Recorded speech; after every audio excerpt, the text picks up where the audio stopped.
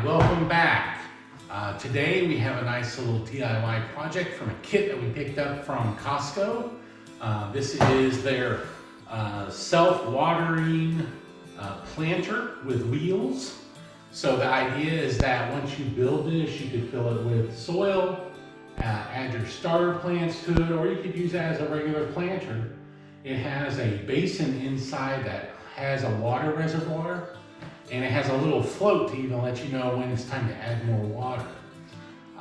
This can be done by one person or two person to put it together. We're going to take a look at it today. We're going to open it up, see what's inside, and then we're going to do a quick build and give you our assessment afterwards. All right, let's start. All right, it's time to open it up. Being very careful, I have a box knife here, it's pretty sharp, just going to change the blade. What we want to do is make sure nothing's at the top that we can cut or hurt. So we keep my blade really close to the edge. Open it up here. Always be careful when you're cutting towards yourself. Don't lose control of your blade. Accident is not what you're going for at this point.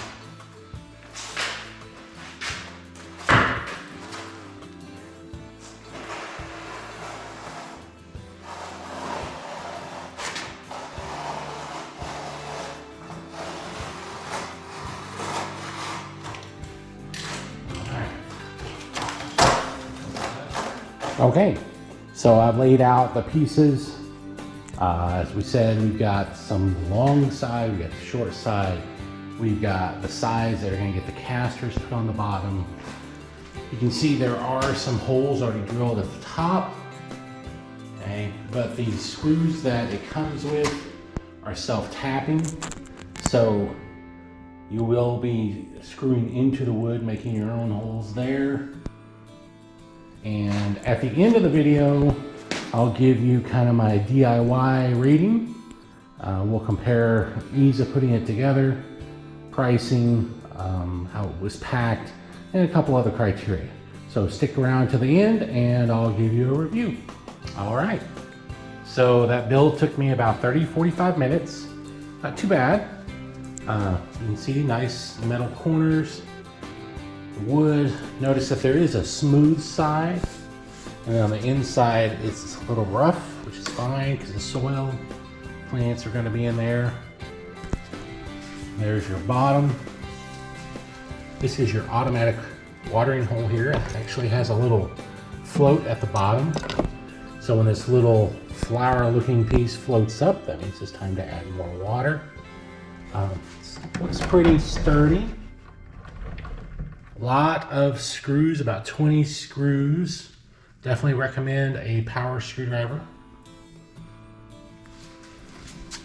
Overall, it was packed well. Box was nice.